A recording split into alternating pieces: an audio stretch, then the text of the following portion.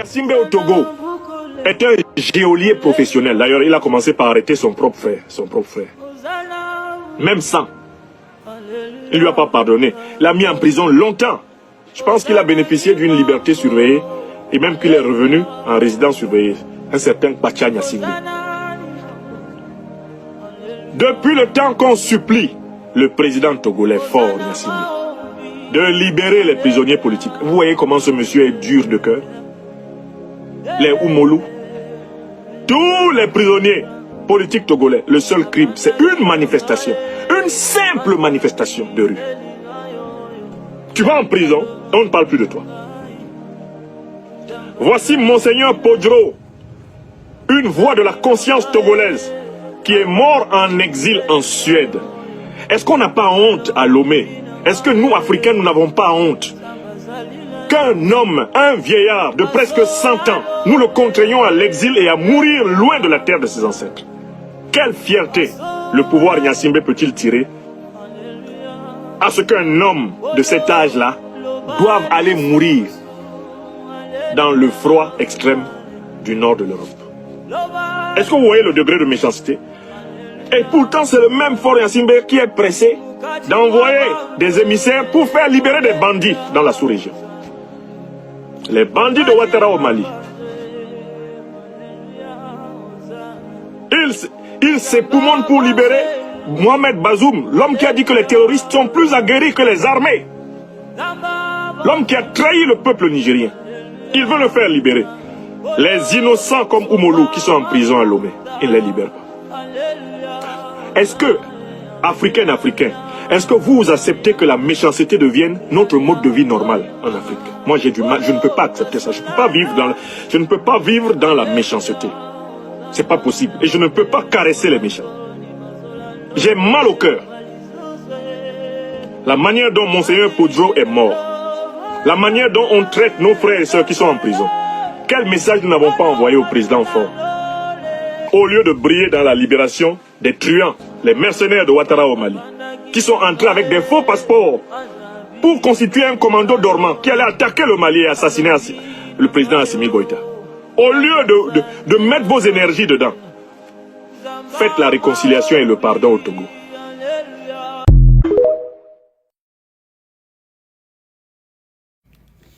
Chers amis, bonsoir. Notre titre d'aujourd'hui, c'est de l'illégitimité à l'illégalité. M. Faure Gnassingbé comme un contorsionniste du cirque du soleil. Tout le monde sait qu'aujourd'hui, 22 février 2025,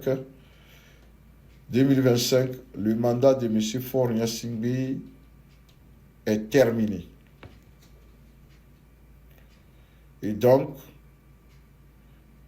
le fauteuil présidentiel est vacant. Nous sommes dans une situation de vacances de pouvoir. Parce que M. Faure Gnassingbé a refusé d'organiser des élections pour pouvoir trouver son remplaçant. Et du coup, nous tombons dans une vacance de pouvoir. M. Faure Gnassingbé, en voulant être plus malin, s'est comporté comme le contorsionniste du cirque du soleil, où il a voulu prouver qu'il peut se déformer et après pouvoir reprendre sa forme initiale. Sauf que cette fois-ci, ça n'a pas marché. Il s'est fait rattraper par ses propres jeux. Aujourd'hui, le Togo est sans président. Le Togo n'a pas de chef d'État. Le fauteuil du chef d'État est vide.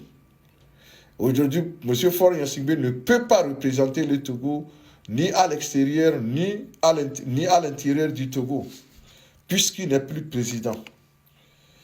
Lorsqu'il a usurpé le pouvoir en utilisant la force après avoir perdu les élections de 2020, nous autres on parlait de son illégitimité, d'un pouvoir illégitime. Et de leur côté, ils rétorquaient qu'eux, au moins, ils ont la légalité. ils sont dans la légalité. Aujourd'hui, nous pouvons dire clairement que M. Faure Gnassingbé vient de perdre cette légalité-là. Parce que, selon la loi, il ne peut plus prétendre dire qu'il est le président du Togo. Et donc, il a perdu la légalité dont il se prévalait.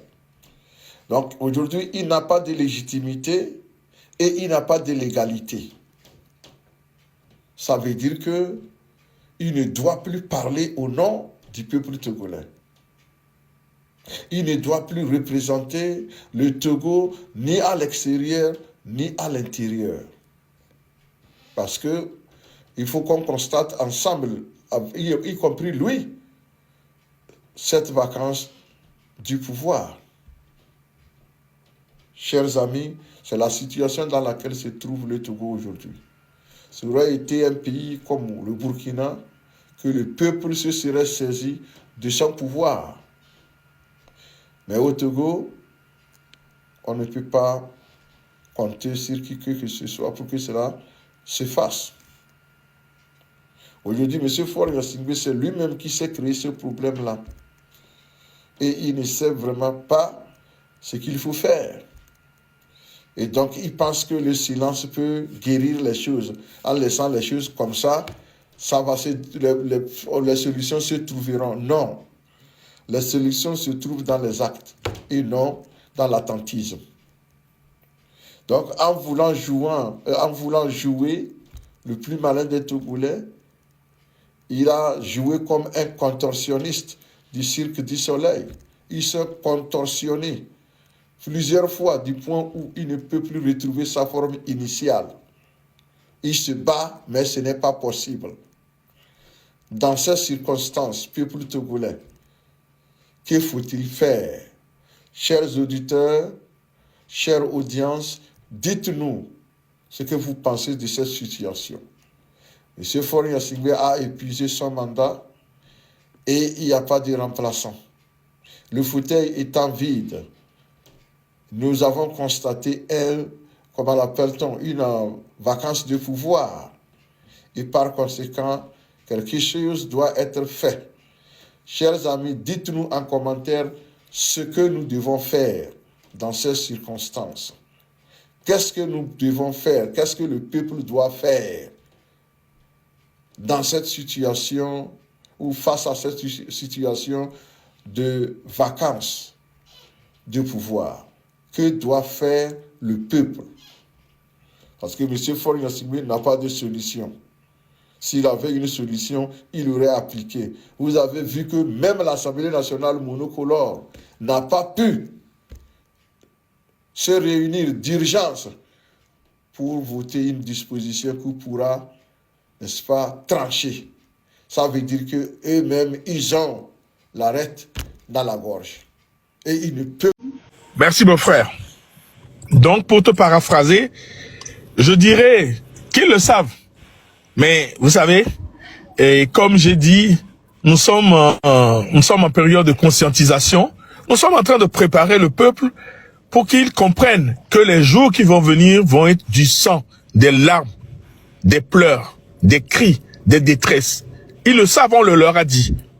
De toutes les manières, comme on dit, il y a un temps pour la pensée, il y a un temps pour la parole et il y aura un temps pour l'action. Comme le disent bien les Romains, res non verba. Donc, nous sommes dans la lignée. Oui, c'est ça, c'est comme ça on dit. Nous sommes dans la continuité de ce que nous sommes en train de dire depuis qu'ils ont touché à notre constitution. Ce n'est pas possible qu'on convoque un corps électoral dans la 4e République, qu'on fasse campagne dans la 4e République, qu'on aille aux élections et qu'on proclame les résultats dans la 4e République, et puis bim, comme une magie, on se retrouve dans une 5e République où ceux qui ont fait campagne ne nous ont jamais dit que c'est eux qui vont élire le président de la République. C'est pas possible.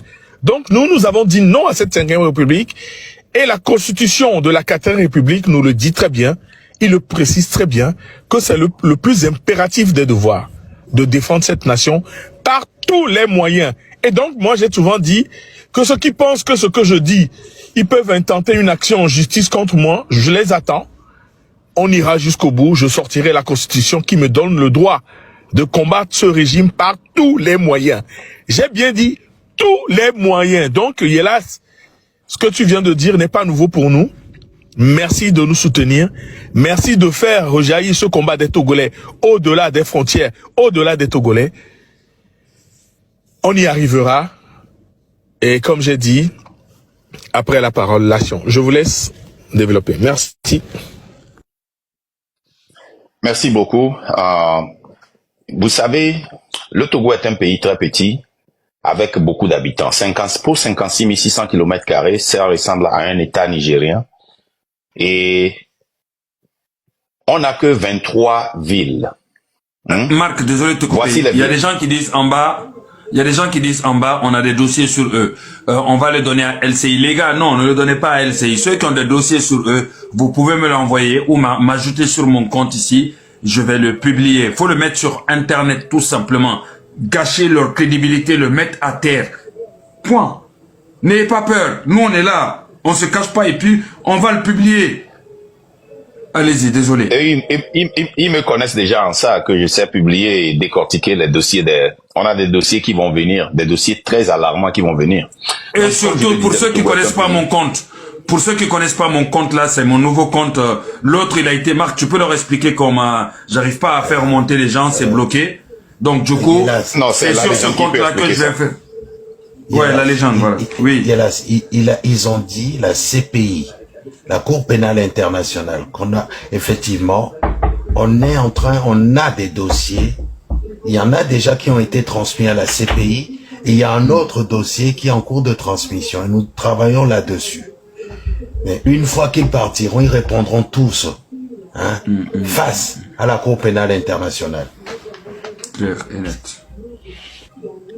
Et donc, abonnez-vous à ce compte Yela Off. Si vous êtes abonné, ça fait son troisième compte. Le plus grand compte là a été attaqué, mais il va arranger ça. Mais pour le moment, pour qu'il puisse aller en live et nous aider, abonnez-vous à ce compte Yela Off. Il peut ouvrir une live, mais il n'arrive pas à monter les gens avec ce compte-là. C'est pour cela qu'il utilise Yela Off. Donc, je disais que nous avons que 23 villes.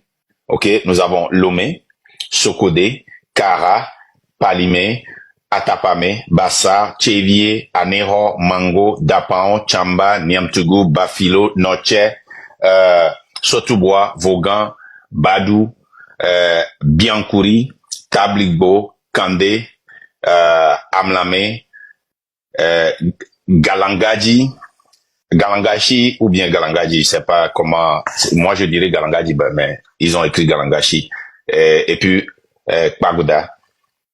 Vous voyez, toutes ces villes-là, nous voulons qu'il y ait des actions dans chaque ville. Nous voulons que vous organisez dans toutes les villes-là.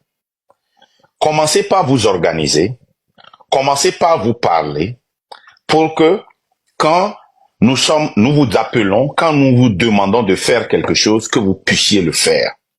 Vous allez voir, certains d'entre vous, vous allez comprendre que depuis que nous sommes venus sur le net, nous avions toujours posé des actions concrètes, surtout au plan international. Maintenant, il est temps que nous commençons par poser des actions au niveau du plan national. Et quand nous allons lancer ces mots d'ordre, c'est que nous sommes en mesure de prendre soin des gens. Parce que nous sommes conscients que cette lutte ne